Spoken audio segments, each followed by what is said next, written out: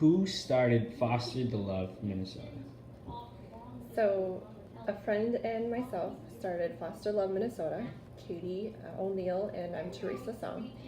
And we started it a year and a half ago because we saw a great need for this community here in Minnesota to reach out to foster children.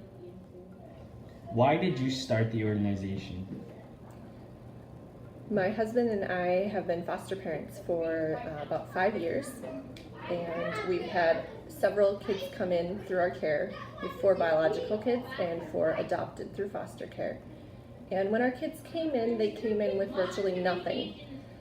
We have my daughter has a story of when she was taken. Her brother had just been born and he had drugs in his system, so he was taken right away to Child Protective Services. And she was at home at the time, so the social workers came to grab her there. Well, she happened to be out on a walk with her mom, so she couldn't go back to her house and pick anything up that she had. And they took her to a building, and she was holding her mom's hand crying and just really upset that they were going to separate her from her mom. And by the end, they just had to rip her arm apart and put her in a car to bring her to a shelter home. And the social worker felt sorry for her and gave her a stuffed animal. And so my daughter just clung to that stuffed animal while she was in the car on her way there. And when they got to the shelter home, the lady brought her up to the door and said, "Okay, now I need the stuffed animal back. And here you go to your new place to live." And so she literally came with nothing, and what she did have was taken away from her. So that's really where we realized such a need for kids to feel valued and loved by making placement bags for them when they enter foster care. What are some of the things you do? Yes, for Foster the Love Minnesota, we help with getting placement bags ready for kids entering foster care, and those bags are filled with comfort things like a stuffed animal and a blanket or some toys, but also essentials like shampoo and conditioner and soap and toothbrush and pajamas. And the reason we want to do that is we want the kids to know that they are loved. But we also provide them, foster families, with things like meals. We have churches who send meals to families. People sometimes need clothes. What did you dream for this organization to accomplish? My dream for Foster the Love Minnesota is to serve and support the foster community here in this area. When we started working, there was really nothing being done for any of the foster families and foster kids. And I know that there's lots of people out there who would do something if they knew about it. So my desire is to spread the word that it is super important and anybody can really help.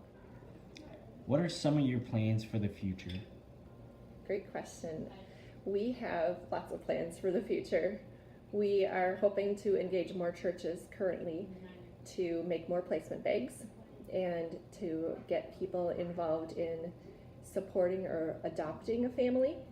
And we actually do this ourselves by sharing with other foster families, having the kids come over and just watching the kids for a while and doing fun park visits with them, just making them know that they are special.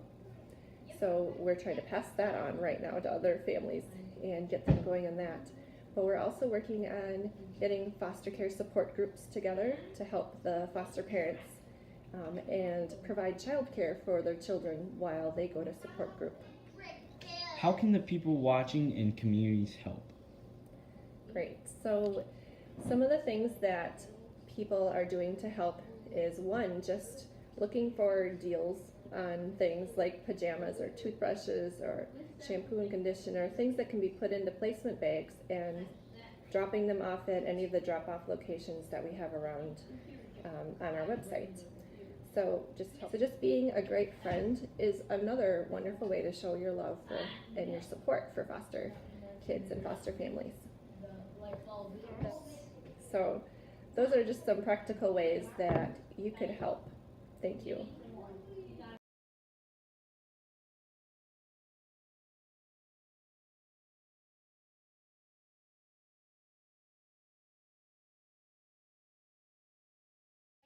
Black guy learned about reading Not a phonics. pencil. He learned about art. No, written I think it is. Then it was lunchtime. Anything like a Black guy loved the story, so we're lunchroom. not talking about He the loved movie. the dirty dishes. Everybody.